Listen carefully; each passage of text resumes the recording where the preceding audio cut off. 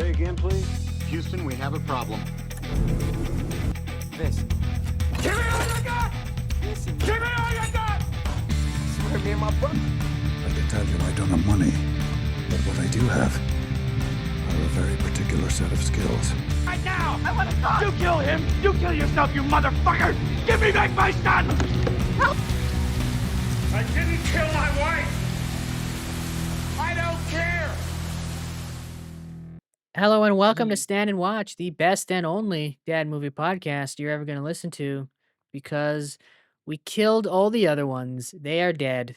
They're gone. It's over for them. Murdered. We coughed on them.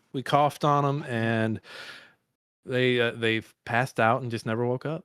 Well, what happened is we coughed on them, gave them our illness, told them what the cure was, but the cure was not the cure. The cure was simply some goop products that we invested in, and when they tried to use to cure them, the stocks went up. We cashed out. They died. But on the plus side, we used that money for hookers and blow. What Matt is saying is it's not our fault that their immune system sucks. Yeah, it's Gwyneth Paltrow's. It's Gwyneth Paltrow's. Yeah. Terrible person. Terrible person. Awful person. Hi, Steve. Nasty woman. Nasty woman. Goopy Gwyneth. I call her Goopy Gwyneth. Oh, you know she likes being called Goopy Gwyneth. you know she likes it. Nasty woman. Nasty woman. She said some very mean things about a guy I was good friends with, Harvey Weinstein. Me and him took a lot of vacations together. A lot of vacations to an island. I'd like to get a box. Maybe put her head in it. I don't know. No more Trump. No mas Trump. No mas. No mas. No mas. It's against what the orb teaches us. Anyway, hi, Steve. Hi, Standees. Hi, Standees. Yeah. Steve and Standees. Love you guys. Steve Buscemi, and not just anyone named Steve. Make that clear. If your name is Steve, don't be like, oh, they said hi to me. No, only if it's Steve Buscemi. The fuck would we say hi to you, random Steve? Yeah. Use some goddamn context clues. Listeners, hello, Yes. listeners, hello. Let me just talk to the listeners. Listeners, we love you. We You are love you, amazing. listeners. Viewers, Do better. Viewers, listen, viewers. You should be more like the listeners and listen to this on a podcast platform because it is a podcast. So the fact that you want to watch this, a little strange. But listeners, we love you. But viewers, I guess, you're there. Yeah. It's Fuck never you. it's never too late to change. Fuck you, but don't go or stay, please. Please, Yeah. please stay. Please stay. Yeah. I mean, today's movie's a little hard to talk about. I mean, we kind of just gave it away with all the Gwyneth talk and coughing on people and killing them with viral disease. But yeah, we're doing Contagion today. 2011's. 2011's, not 2020's. 2011's. We have to enunciate that. Really make it a point. 2011's Contagion. 2011. Does this movie retroactively get into like the congressional library because of COVID happening after, and they're like, yeah, you know what? Yeah, get in here. You got a lot right. Come on. Come here. No, because Congress, as it is now, doesn't think anything bad happened. You're right. Congress is just like, what do they call it? There's this, yeah, man. Yeah, no. Actually, I think Congress would like this movie because this movie points towards it coming from China. I mean, they'd certainly like Jude Law's character because they are all Jude Law's character. They are. But before we break containment, let's read the Wikipedia page here. Contagion is a 2011 American medical thriller film directed by Steven Soderbergh. Its ensemble cast includes Matt Damon, Lawrence Fishburne, Jude Law, Marion Cotillard, Kate Winslet, and Gwyneth Paltrow. The plot concerns the spread of a highly contagious virus transmitted through respiratory droplets and fomites. God damn it! Attempts by medical researchers and public health officials to identify and contain the disease, the loss of social order as the virus turns into a worldwide pandemic, and the introduction of a vaccine to halt its spread.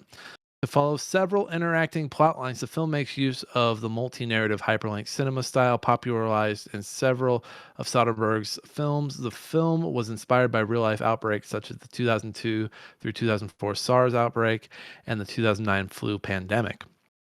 Following their collaboration on The Informant, Soderbergh and screenwriter Scott Z. Burns discussed a film depicting the rapid spread of a virus. Burns consulted with representatives of the WHO, World Health Organization, for those who don't know, as well as medical experts such as W. Ian Lipkin and Larry Brilliant. What a fucking name, man. Principal photography started in Hong Kong in September 2010 and continued in Chicago, Atlanta, London, Dublin, Geneva, and San Francisco Bay Area until February 2011. Contagion premiered in the 68th Venice International Film Festival on September 3rd, 2011. Theatrically released September 9th, 2011. Commercially, the film made $136.5 million against $60 million production budget. Critics praise it for its narrative and the performances, as did scientists for its accuracy. The film received renewed popularity in 2020 due to the emergence of the COVID-19 pandemic. Woo! Do we want to do the smell test first or our letterbox? Do we want Gwyneth? Do we want to do Gwyneth for the smell test? Yeah. Yeah, we were picking on her, but we should do Gwyneth. I heard a Gwyneth I can Paltrow find story. her. I heard a Gwyneth Paltrow story recently where she was at some event and Tom Holland was there and I guess they spoke and then she asked I think she asked like Robert Downey Jr. or somebody, "Who was that?"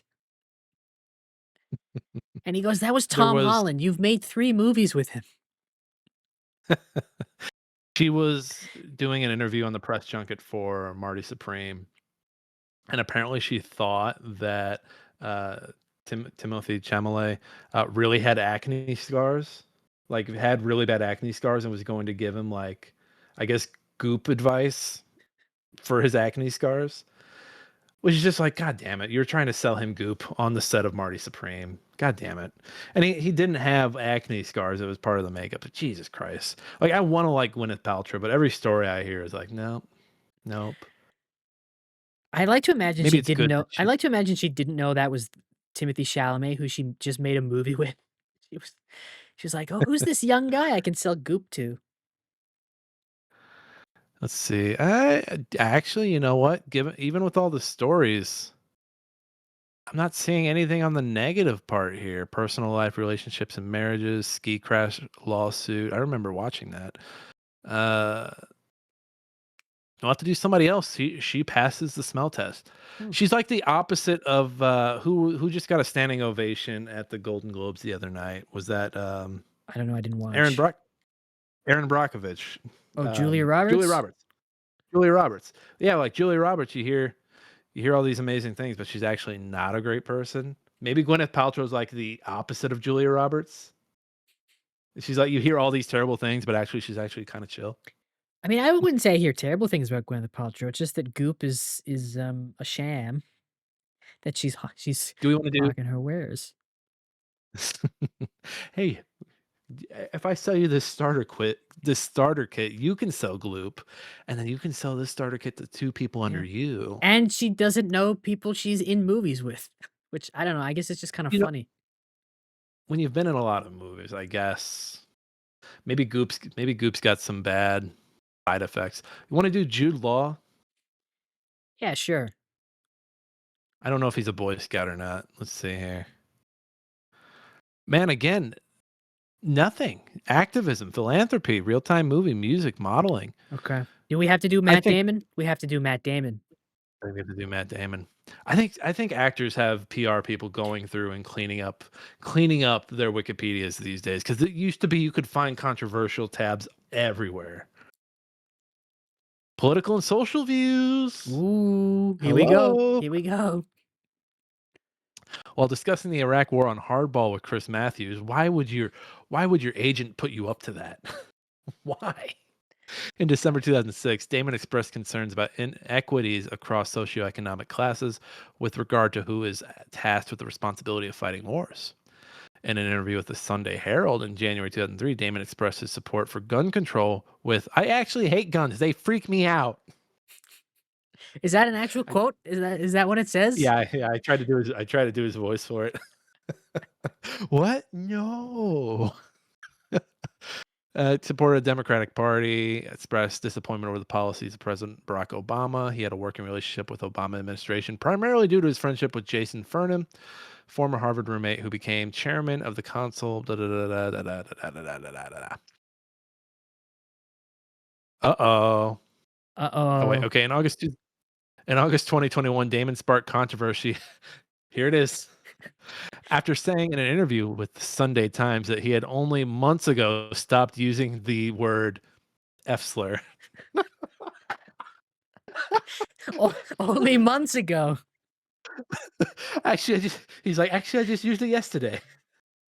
Look, what you need to understand in Boston, it's like drinking water in Boston. It's Are you saying that or is that what he said?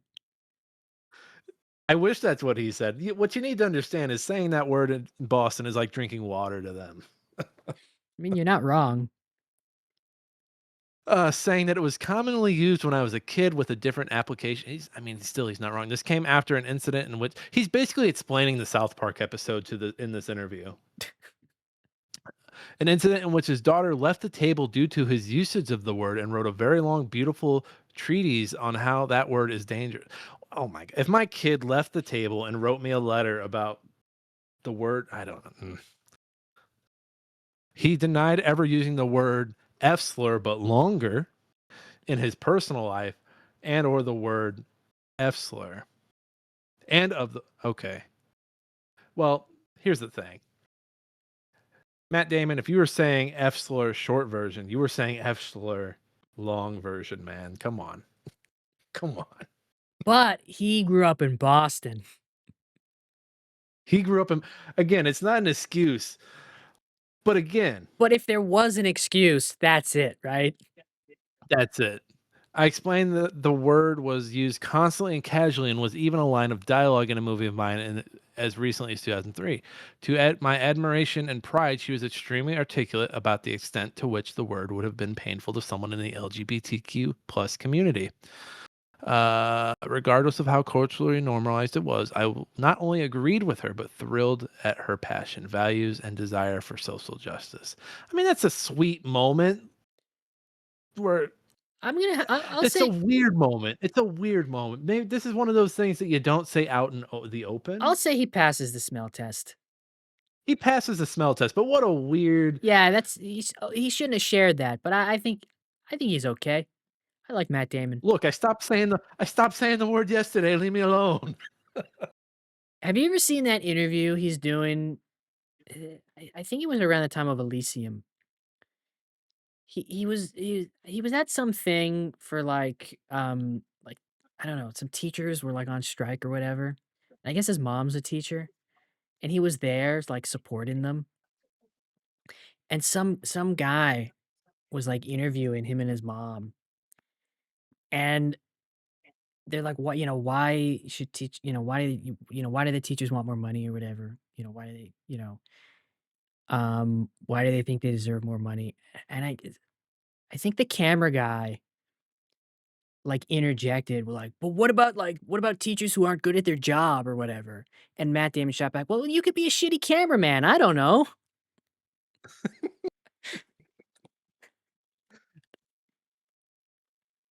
I love those off the cuff. Like, what do you want me to do?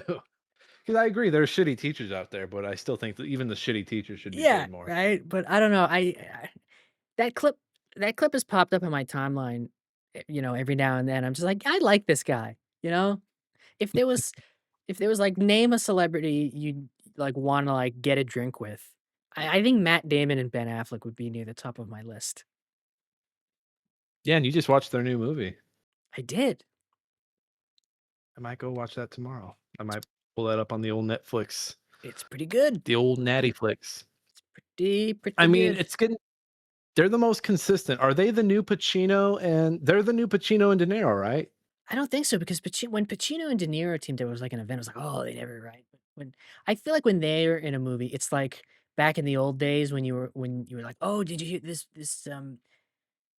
you know Brad and Angelina are in a movie together," or like some Hollywood couple.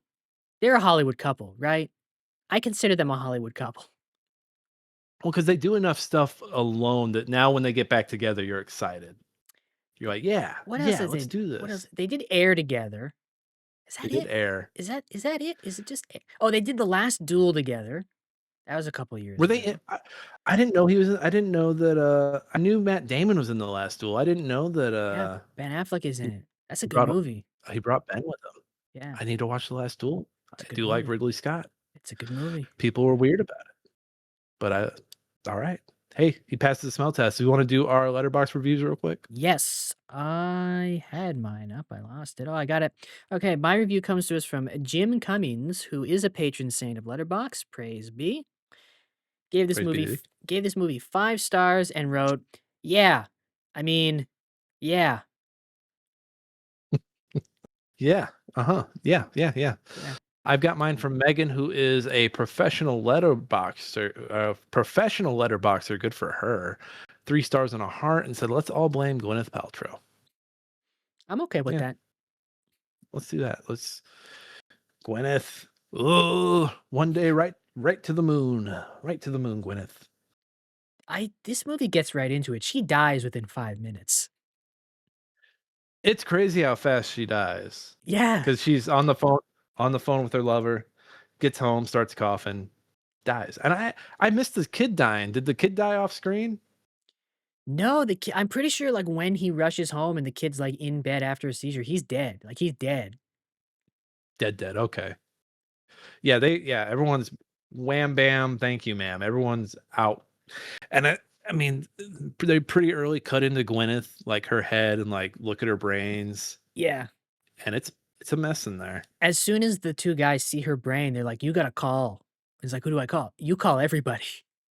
You gotta call everybody. Yeah, like, Everyone. yeah, this movie wastes no time in, like, starting this pandemic.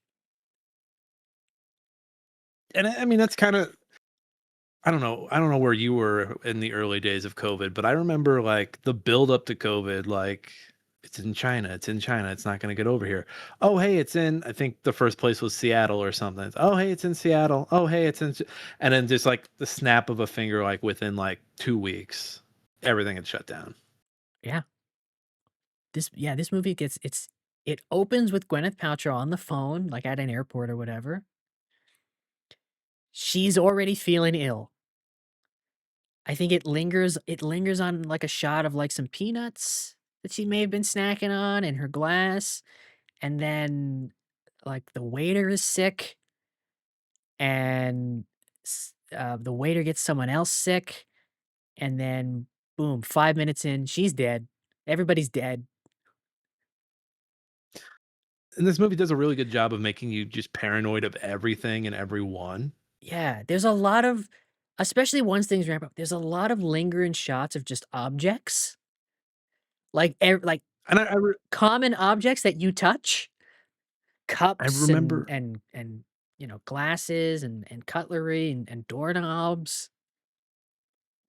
when it's really I mean, it's really hard to watch this in 2026 and not compare it to where I remember washing groceries as we were bringing them in, My and I just mom my mother still washes groceries. To to this day, my dad will bring her home groceries and she'll rub fucking, disinfectant wipes on everything that's, like, not that everything that's packaged. I guess it's a good hobby, a good hobby to have, a good habit to have. I mean, Anything comes from you never know. Amazon, get me the bleach wipes.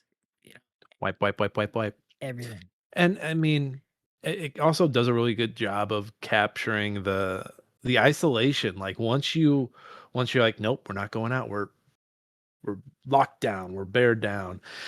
And then, but again, there's another scene later on where Lawrence Fishburne is called out by Jude Law's character about like letting people he knows know before everybody else.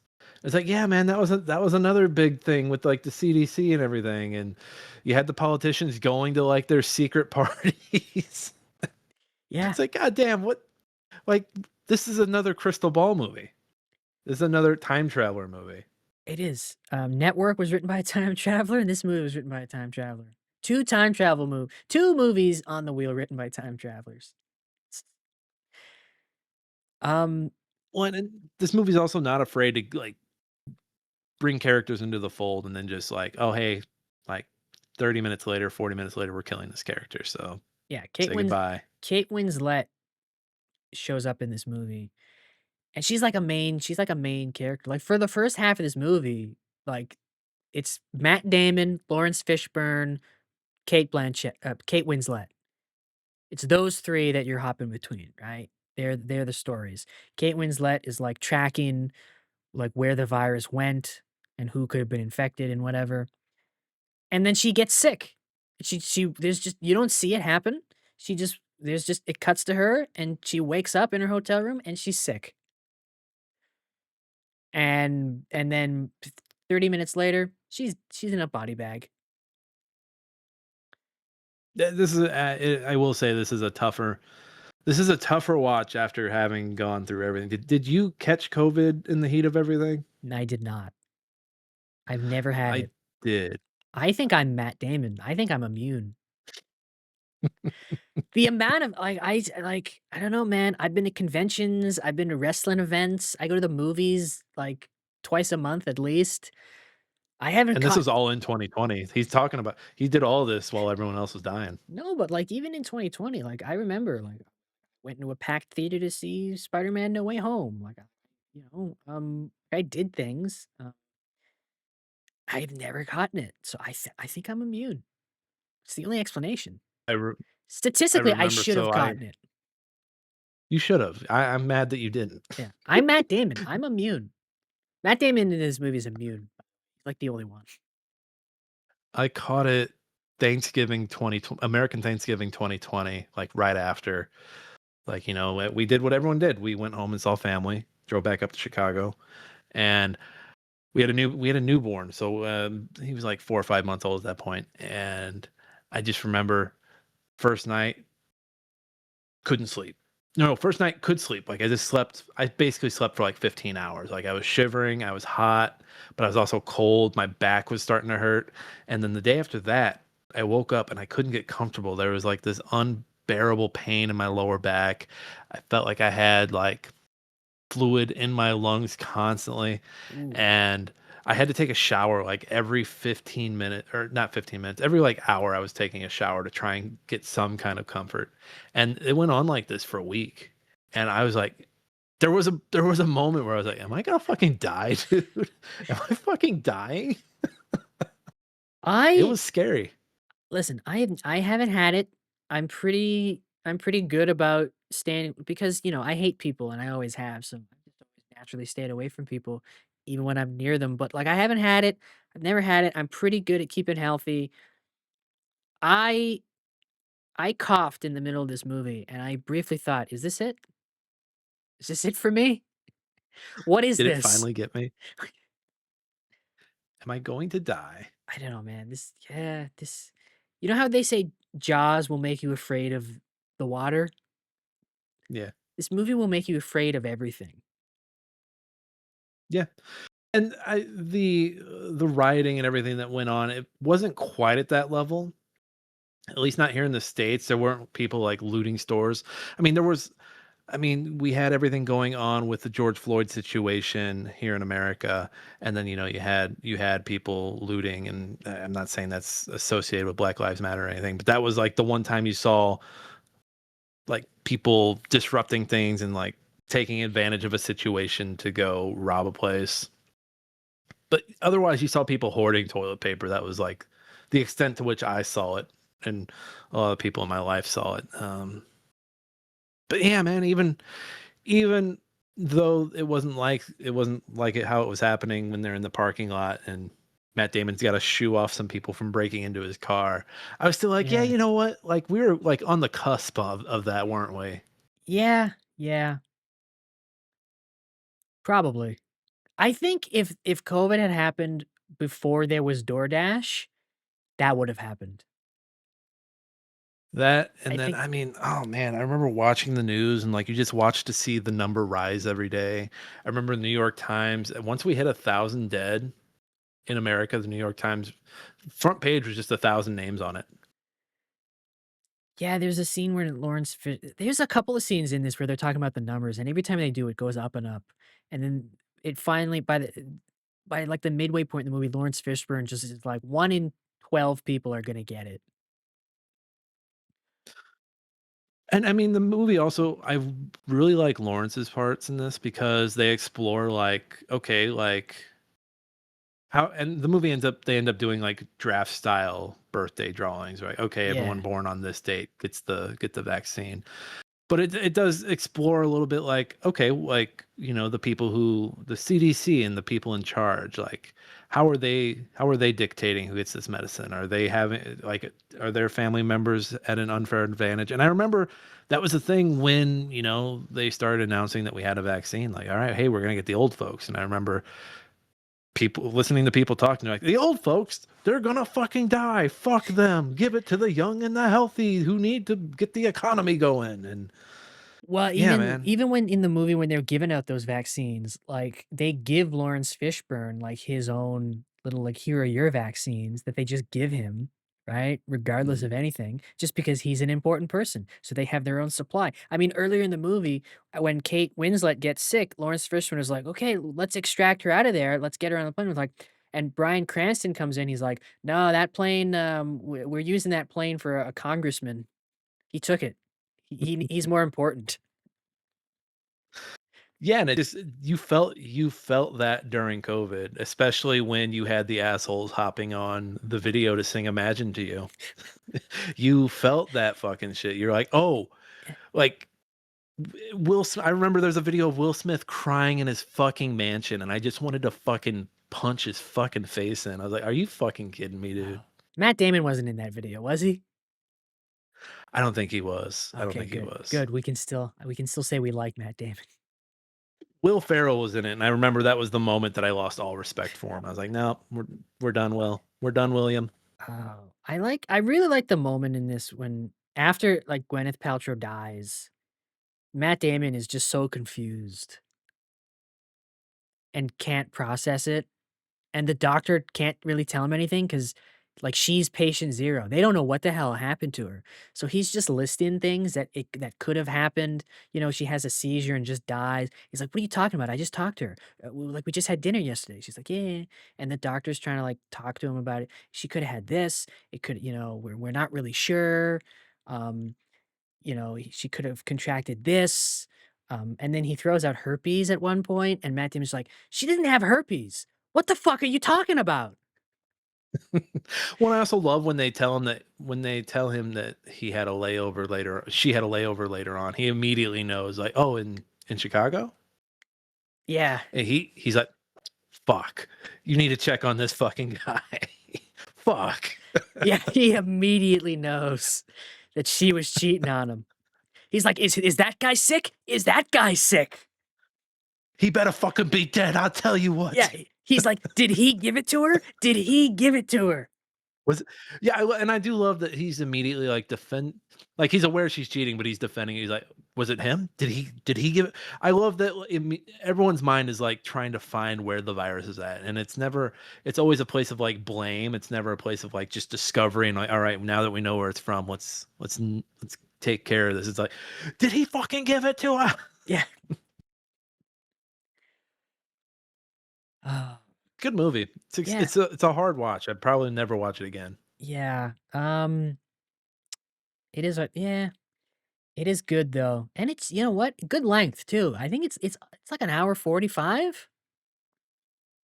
Yeah, it doesn't, It again, like you said, the breakout starts like super quick and it just immediately. goes. It just goes. Yeah, Jude Law plays. We should talk about Jude Law's character if we're talking about how this movie predicted the future. Jude Law plays an online blogger who uses the pandemic to tout conspiracy theories and hawk a pharmaceutical he claims is the cure so he can profit off of the increased stock prices. And I love that this movie again, he's on the equivalent of Fox News at one point, and they have Fishburne like on another screen, and he calls them out for them getting special treatment for being more important. And I love that it just kind of points out like the grifter playbook, like find a part truth in there, so like find a truth in there somewhere, so then all the part truths and all the lies later on will be believed, and you can sell it. Find that one truth, so then you can sell Yeah. any lie you want after that. I mean, this guy, Jude Law's character, he makes a fake video where he pretends that he has the virus and then takes the drug and says, "Oh, I'm all better now." And it fucking I works. mean, He gets arrested at the end of the movie, and his followers bail him out. I do love how they bust him. He's meeting somebody in the park. He's being very like, he's can't trust anybody, and then he looks up, and one of the was it a meter maid or someone like is looking at him. Yeah, He's like, "No, do you know that guy? Is that guy with you?" He immediately starts running, and there's like 20 people chasing after him. yeah. I mean, if there's one thing that this movie really didn't get right, it's that he got arrested at all. Right, he shoulda yeah, that woulda never happened. He just would've strolled on out of there, probably shook hands with the president like 2 scenes later. Yeah, Yeah. I mean, we're seeing it right now with that asshole up in Minnesota, whatever that kid was that was going around the daycares, and now the president's hailing him as a hero for calling it out. Yeah, man. yeah, Grifters be grifting, man. yeah. This is I don't know, man. This movie came out in 2011. It got almost everything right. I mean, the one part of the movie I was just like, I could take it or leave it. I didn't really need it. Was the Marion Cotillard's character over in I think Hong Kong. Yeah. She had Doctor Without. I forget what. I mean, I was so checked out because everything else is just so much more interesting. I believe she's with the WHO, and she's there to kinda, like, track, like, where it came from, so she's, like, looking at tapes of Gwyneth Paltrow and her movements and where she coulda gotten it from and who she coulda given it to in the casino or whatever. Um, but then she gets kidnapped, and they hold her for ransom, so this little village gets the vaccine first, and it's just like, I don't care. I don't need this.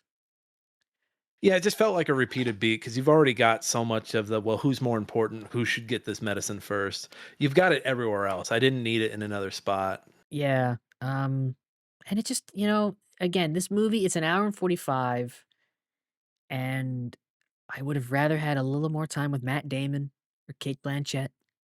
No, Kate Winslet. Kate Winslet. Well, with the Marion scene as well. I didn't need another scene where you're villainizing Hong Kong. I was like, That's true. Jesus, no, Yeah, no, no, don't do it. yeah, Don't do it. yeah. Yeah, give it just Because honestly, she could have been in any little village in any country. They would have done the same thing. yeah, just give me more Matt Damon trying to keep his daughter, the last live member of his family, isolated, trying to, looking out the window as his neighbors maybe get shot to death. Oh yeah, that part's fucking scary, man. Like he hears the first gunshot, Yeah, and then fucking, and then he's like, and then he hears it again, and then he sees people leaving his neighbor's house. I was, fuck, man. I've yeah, had a few nights here post COVID where like I'll hear a gunshot, and I'm like, what's going on? One night, one night I come out, and there's a dead cat in my yard. oh god. The fucking Hicks shot the cat, and just as an act of just to stick it in their face, I buried it in my yard, like in my front yard. I was like, well, this cat's gonna be here all weekend. I have to do something with it. So I basically buried it in front of the neighborhood. But yeah, you hear a gun go off in your neighborhood, and you just like you check yourself, and you're like, well, where's that? Where'd that come from? Yeah, And yeah, that's scary. It's scary, man. And then his daughter, is typical teenager, wanting to go and do things. yeah, wants to do things with her boyfriend, like, her boyfriend comes over, and Matt Damon's like, "No, no, no, go home, man. You gotta go home." Get out of here. And he's like, "I just wanna, give my condolences, right? I brought you some flowers." He's like, "That's nice of you, but you, like, take them and leave. Like, don't leave them here." When there's a moment where she's like, "Well, maybe I'm immune too," and he's like, "Well, we're not gonna take that chance. We're not. No, Yeah. Yeah, 'cause no." he gets told he's immune, and then his immediate thought is, "Well, she's gotta be immune too, right? She's my daughter." And they tell him, "Well, she has half of your wife's immune system." They're not wrong. They're not Yeah, wrong. yeah. So wait, the brother, he's older, right? Because he was a step. She was. I'm just trying to figure this family out. The brother who dies was older, right? No, the brother was younger. He was like a So wait, kid. how are they step siblings then? I don't understand. I couldn't figure that out either, honestly. I was thinking about it. I was like, "Are they step siblings?" I'm so confused because that wasn't Matt Damon's kid, right? Yeah, I don't know. I don't know. Because they called it they said it was his stepson. I'm so fucking confused. I need to know. Did they Was he hang on, did they said it was his stepson, right? her 6-year-old? Yeah, because even here is her 6-year-old son, Clark, also dies. What is going on in that is it an open arranged what is going on? Her 6-year-old What son. happened? Mm, okay, hang on. I don't know. I'm Googling it. I need to know because that was like honestly the reason I checked out of the marrying stuff because that popped back up in my head. I was like, wait a minute, the kid that died was younger. How the fuck is that a stepson? I'm so fucking Yeah, confused. I gotta know this. Yeah, he's stepfather of Clark and father of Jory. But how is the younger one his stepson? I think maybe he was just like maybe they had like one oopsie and he's like, you know what? Fuck it, I'll raise it. It's my kid. Yeah, that's confusing. I'm so I mean maybe they had a bull and they weren't safe and he's like, fuck, I'll raise the bull's kid. I don't know, man. This was like everyone else was worried about modern medicine. I was worried about the lineage of this family. I didn't really think about it till like the movie was over, and I really was like, wait a minute, how is that his stepson? We need answers. If anyone listening knows or has some knowledge, please tell. I need to know what happened. Yeah, Sounds like Gwyneth was getting a little more side goop. how was the younger kid the stepson? I gotta figure this out. I'm googling it. Maybe How, they separated and got back together. Someone on Reddit probably asked this at one point. somebody get Steven Soderbergh on the line. Steven, we need answers. Maybe we'll consult the orb on this. The orb knows. Yeah, the orb knows all. I don't know, but yeah, this is a good movie though. I did like him. Yeah, again, I did like him keeping his daughter safe. I like that they held prom at home. I didn't like that it was a U2 song. For some reason, in the late aughts, early tens, every writer was like, the kids, they like the U2. I figured this out. I figured this out after I saw you mention it. Okay, back then, these kids still would have grown up watching reruns of Friends. A lot of Oh U2 and shit. Friends. Really? Friends has a lot of U2 in it. I didn't know that. It's U2's basically the official band of Ross and Rachel. Oh Jesus. So I think this is Oh why. God. I think that's why. So basically all these older not even millennials wouldn't have had these writing jobs yet. These are Gen X writers. These are older Gen X writers, younger Gen X writers that are like, yeah, U2. The kids love the U2. They love it. They love Friends. Millennials do love Friends. They do. I don't. I'm not a fan. It's pretty good. I don't like it. It just doesn't seem funny. It's kind of funny. It's no Seinfeld, but it's got good bits. I mean, I know there are a few episodes that I think are funny, but I know some people that like if you're over at their house, that's all they're watching. It might be like the 100th rewatch, but it's on. It's on, and you're just like, oh, okay. Look, I will admit that a lot of times when there's nothing on TV, I'll put on my 24-hour illegal cable of Friends channel just to have it on in the background, but Look, it's a good background show. look. We were a 2.5 men house through and through. Charlie Sheen, and we were a Becker house. We were a Becker household. We were watching Becker, so Here, No time for friends when you're watching Becker. if I want something on in the background to comfort me while I do tasks, it's Friends. If I wanna watch something, it's Seinfeld.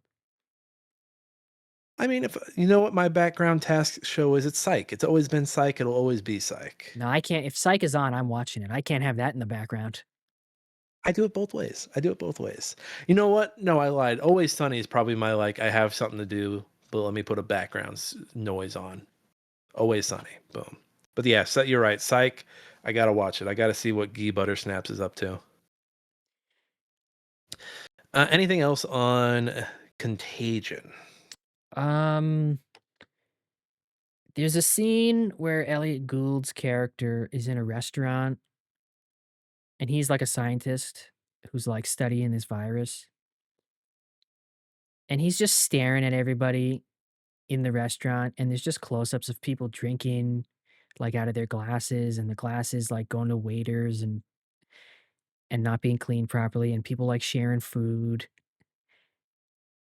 and it's, like, such innocent stuff, and it's horrifying. It makes your it watching it made my throat itch just thinking about it. Like, it's such again, like, it's such innocent stuff because it's just, oh, people in a restaurant, they're drinking, glasses are being cleaned, maybe properly, maybe not, people are sharing food, they're picking up with their hands and whatever, and in any other context, sure, but in this movie, it makes your skin crawl, and in 2026, it makes you feel a little icky. I just really hope we never have to live through anything like that ever again because that's that was the fuel added to the gasoline. That was the fuel added to the fire that was already this world. And it's the fire's still going, people. It's still Yeah. burning. I don't think anything's ever recovered. Now we're not coming back, folks. Remember all those companies that had all that extra money that just started hiring a bunch of people? It's like, what are you doing? Why? They're like, business is good. You fucking idiot. Remember when Business they is good. remember when they raised their prices because of supply chain issues, and when the supply chain was fixed, they never brought their prices down? Oh. Remember when everyone told you the shot was bad, but they went and got the shot themselves? Kinda like Jude Law. Oh, it's a good movie. Man, fuck these grifters. I give this 4 stars. I think I gave it 3.5, but I'm going up to 4. You've talked me into it. So here's the real question. Is this a dad movie? Hmm. Dads like Sonnenberg. They do. Dads like They Matt like Damon. they like Damon. They like Fishburne. Do they like Jude Law? Are dads in love with Jude Law? I don't know if they're in love with Jude Law, but I don't think they dislike Jude Law. I don't think Jude Law would negatively affect a dad's perception of a movie. Man, is your actors, PR people for actors who do their Wikipedias. You do not need a separate page for the filmography. Were you looking at Jude Law's Fuck off. filmography? Yeah. He's in some good stuff. Yeah, I think dad's like he's in those Sherlock Holmes movies that are pretty good. Yeah.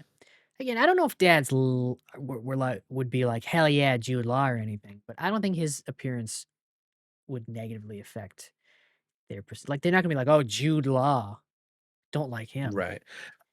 I forgot he was Gigolo Joe in AI.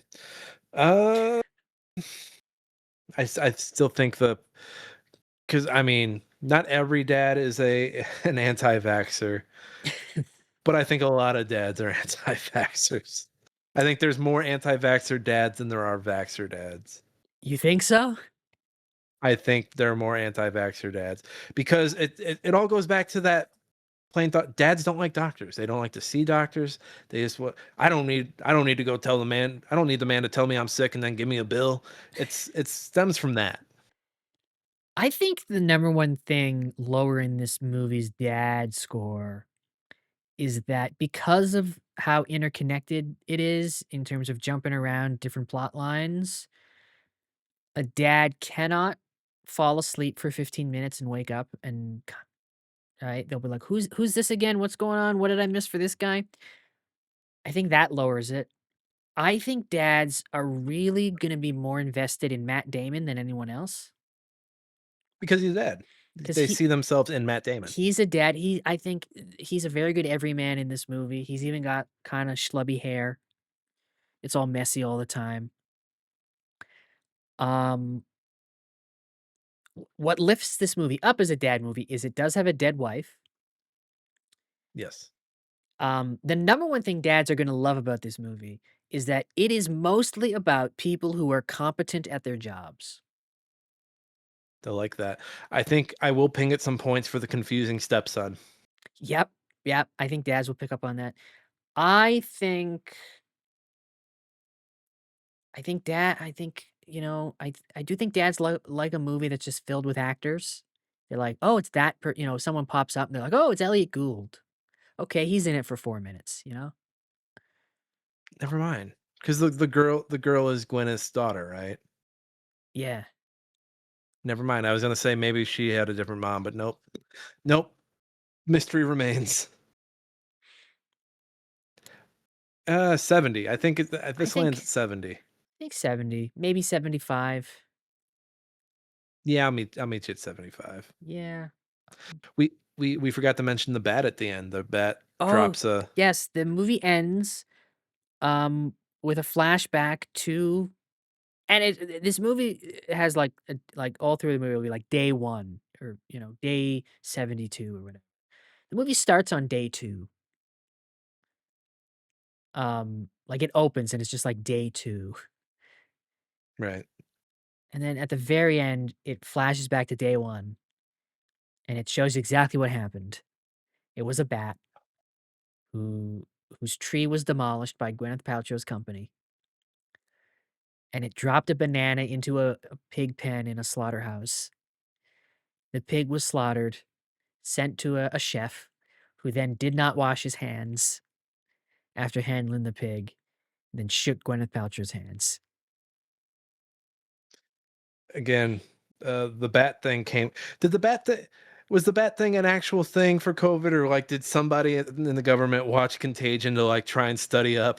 And they're like, we'll blame bats. We'll blame the bats It was either a bat or I thought it was a pangolin, or maybe a bat infected a pangolin.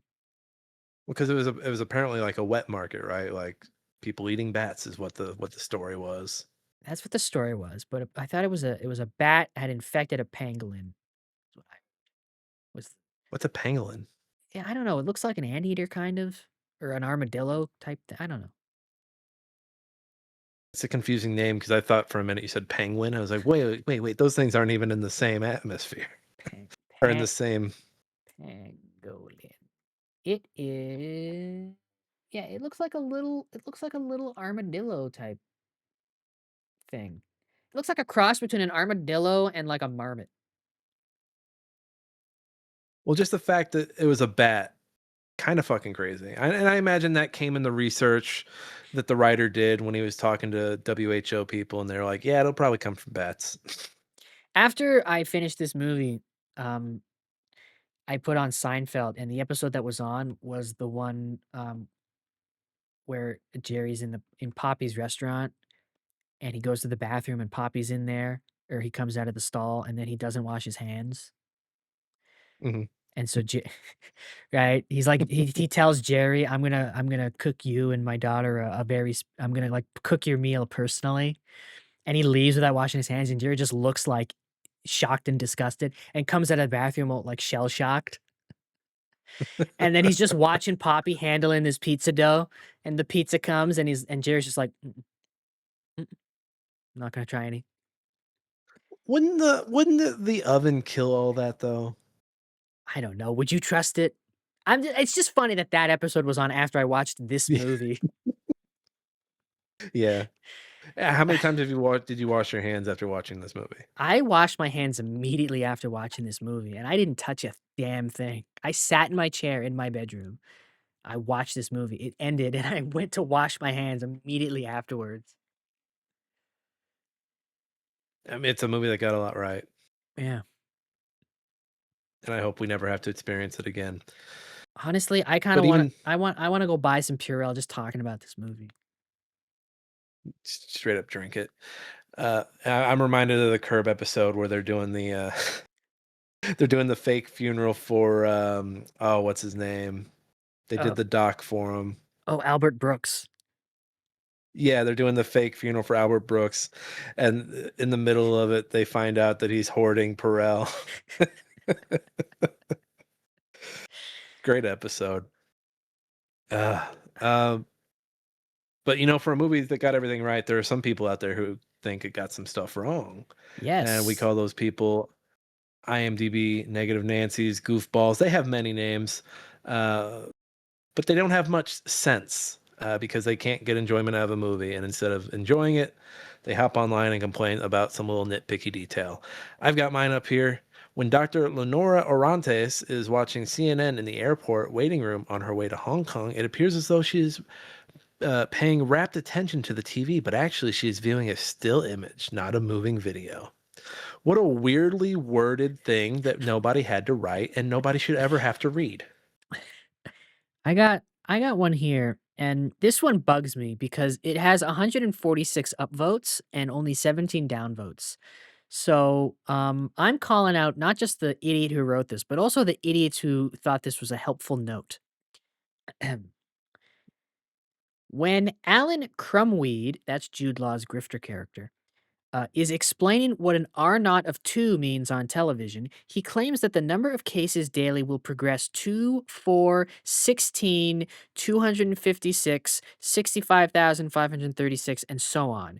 This is incorrect. This is the quadratic series and would mean that by the fourth day, each person is infecting 256 others, and by the sixth day, 4,294,976 would have fallen ill. The correct progression would be the geometric 2, 4, 8, 16, 32. He later claims that it would take a month for a billion people to fall ill. This number is clearly based on the geometric number series, not the quadratic. Yeah, you fucking idiot. He's a grifter. The movie makes that quite clear. I'm downvoting it right now. He's a fucking grifter, you morons. People are really dumb. People are really, really dumb. They are really dumb. Like the kind of people who would watch a podcast. I mean, people are really dumb, and this explains why grifters exist because people are dumb enough to believe it. Yeah. Do you have a dad joke for this movie? Contagion, more like contage off, because I'm turning this one off. Boop. It's a good thing Matt Damon likes apples so much. They kept the doctor away. Boo. Boo. Get this man out of here. Boo. I just want to note that this is the second movie this wheel I was able to make a "How do you like them apples" reference as my dad joke. That should be your just keep going. Keep going. Well, it has Keep it to be. going. It has to. I don't know if there's any more Boston or Matt Damon movies on the wheel. You'll find a way. You'll find a way to bring it back. Speaking of the wheel, let's spin it. Spin that wheel. We don't have to change clothes for this one, right? No, we don't. Let's spin that wheel. We're already what, halfway through this wheel, right? I think we got Almost done with it. We got 19 left. That sounds like it's almost done. Let me look at this wheel. What do we got left? We got The Blind Side, Kiss Kiss Bang Bang, Her, La La Land, Wag the Dog, Big Fish, A Sex Drive Roadhouse double feature, Spotlight, Speed, Little Miss Sunshine, Drive, Eddington, Blade Runner, My Cousin Vinny, Eternal Sunshine, Ralph Breaks the Internet. That can't be right. That's not a real movie. Moneyball and Falling Down. So yeah, there's no more Matt Damon movies on this wheel, but there is one more Boston movie on this wheel. So I can make one more "How do you like them apples" joke. What was that? What's the Boston movie? Her? No. Spotlight. Spotlight. Oh yeah, Spotlight. Good old Boston. Good old Boston and pedophiles. Inseparable. Name a Inseparable. more iconic duo. Oh boy. I want Eddington. I think it's time you saw Eddington. You Every know, day that you haven't seen Eddington is a loss. if you hadn't have put this on the wheel, I would have watched it before the new year. I should have held off and changed it. Yeah. I should be like, "No, Eddington," and then If you after you hadn't watch it, I'm gonna put it back on the wheel. if you hadn't have put it on the wheel, I would have watched it before the end of 2025 to see if it would rank in my top 10 I'll just when we watch it, I'll have to ask you where it would have ranked. if it would have It's good. ranked. It's good. We'll see. Well, I try to be careful with the movies I recommend to you, but I do think you'll gel with it. All right, let's spin this wheel.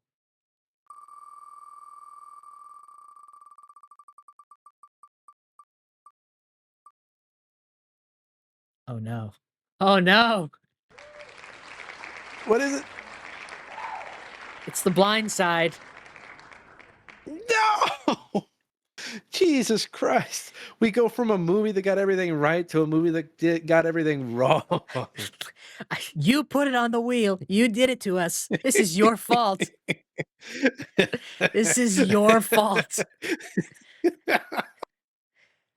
Yes. Yes. I guess This might be the worst movie I've ever put on a wheel. I mean, I put Megalopolis on a wheel. I think it was the second wheel. So, wheel But we Megalopolis has like has some redeeming does it. factors. This what do you think of my penis? And he like, what do you think of this boner I got? Hey, hey, You hey, should take that. You hey, should take that scene from the pit. Take the hey, scene from the Dr. pit. Mel. Hey, Dr. Mel. Dr. Santos. What do you think of this boner I got? Just take that sound bite from the movie and put it over that scene in the episode of the pit that just came out. What do you think? What do you think of this boner I got? And then cut to the needle going in. I can't believe you could show that on HBO. Just a fully erect penis. I am disgusted. We need less nudity in TV now more than ever. My sister was watching it, right? And so she's texting me about the episode, and it got to a point where, she was texting me. She's like, I don't like the new, the tall guy, the new one. And I was like, yeah, I want to punch him in the face. And then maybe 30 minutes later, she texts me. She just goes, Matt. And I go, what? She goes, this episode is not appropriate. And I just started laughing because I knew exactly what scene she was on. Is your sister a nun? I hope not. Because she have gonorrhea in her eyeball. Right in the eye. I mean, I had just come back. So last night I saw the new 28 Days Later, The Bone Temple. And so there's plenty of dong in that. And then I come home to more dong. It's like dong's on the TV, man. Dong's on the TV. We need the new Euphoria season to come out and balance things out again. Dongs to the left of us, dongs to the right. Fellas to the left, fellas to the right. I am looking in the States. The Blind Side doesn't seem to be streaming anywhere. I'm a pirate this shit. I will check if it's streaming anywhere in Canada, but even if it is, I might pirate it because I feel like that's the way to watch The Blind Side. The people this movie is based off of are suing each other. Oh, they're suing each other. I believe Michael Orr is suing what are they, the Tushies, the Tuies, The whatever the fuck the Tushies. family's name is. They're the Tushies. I just love the way the movie's positioned, where this well-to-do white savior taught this rough city kid about football. All right, it is not streaming anywhere in Canada either. So, yeah, pirate this movie, people. Pirate this movie. That's probably for this is an Oscar winning movie. I mean, Sandra Bullock won an Oscar for it. I'm sorry, Sandra Bullock won an Oscar for Speed. They just didn't give it to her until The Blind Side came out. That's how I'm rationalizing that. The Oscars have to stop doing that. They really have to. Hey, we fucked up. We're gonna give you an Oscar for your dog shit movie. I'm worried they're gonna give BC an award for Is This Thing On. I'm so scared. No, because he would be in supporting actor for that, and there's no way he beats Penn. or When he's not Skarsgård. getting, I don't think they'll give it to him for directing either. Yeah. Yeah, they gave her this Oscar because they were like, "You know what? We didn't give you an Oscar for While You Were Sleeping, so here you go." Here you go. We are so sorry. You had to do a second Miss Congeniality because we didn't give you an award a few years ago. We're sorry. We're so sorry. Yeah. I'm looking for I wanted to see who that was against. I know we can save this for next week, but I need to do it right now. It needs to be done. While Nick is doing that, I will Oh, remind she you won the all to like and subscribe. Leave us a review on your podcast app of choice. Any review could be positive or negative. Hopefully positive, but I'm not going to tell you what. I'm not going to be like those other podcasts that say leave a 5-star review. Leave whatever review you want. You're the pilot of your own life. Yeah, yeah, you take control. Take control. Okay. Yeah. Here's who she was against. She was against Helen Mirren from The Last Station, Carrie Mulligan in An Education, Gabby Sidible in Precious, and Meryl Streep in Julie and Julia. I think you give it to Meryl Streep that year. Yeah, but does Meryl Streep need another one? That would have been her third, No, wouldn't it have honestly, been? just yeah, I mean, just looking at this list, this is a very dog shit year. Yeah, I don't Bad. know. Give it to the girl from Precious then, I guess. Yeah, give it to her so she can do more movies. Because she was not in a lot of movies after that. Yeah, She was in Tower Heist in 2011. she Oh, she was in wasn't. Seven Psychopaths. Was she? I like I like Tower Heist. Yeah, she was Charisse. I don't remember her in Seven Psychopaths. I might need to rewatch that. You know what? I don't mind Tower Heist either. She was in a movie called Grave. I like Tower Heist. That was probably the best. That was the best post Shrek Murphy Yeah, ever, yeah. and we haven't had it any more of that since. I mean, She's in a movie called Gravy. the last Gravy. Beverly Hills Cop is pretty good. Still need to watch it. That came out like what 2 years ago now. Something like that. It just got buried on Netflix. Yeah, I feel like her filmography would be a little more packed if they had given her the trophy instead of Sandra fucking White Savior Bullock. It's because again, if like Sandra Bullock should have won an Oscar for either Speed or Demolition Man or While You Were Sleeping or honestly Miss Congeniality. Oh, that's a good picture of Mikey Madison. Cute. They have them all pictured, and then up top it's Mikey. All the winners, Sweet. all the Yeah. Best Actress winners. Every last one of them, pretty much. Yeah. Anyway, Did not. that is it for us. It is quite late. At night. We're rambling. We're We gotta go. rambling. We gotta go We gotta go study the orb. Yeah, we gotta go. We gotta go worship the orb, get to sleep, so we can prepare for this awful movie. Well, the good news is, if you're sick of us praising movies all season, which we have done this whole wheel, you're in for a treat. We're gonna shit on this If you've been so listening, much. if you've been listening to this batch of episodes, going, oh, they're being so nice for this wheel. Everything's a 5-star. Uh, get ready. But until then, I said like and subscribe already. So yeah, follow the show. Um, I don't know, the link's in the description. Spread the word, tell your friends, tell your family. But whatever you do, under no circumstances should you tell your mother.